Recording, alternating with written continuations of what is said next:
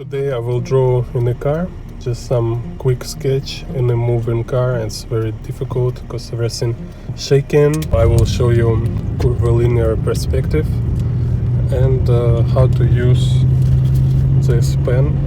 It's another my favorite pen from Pentel.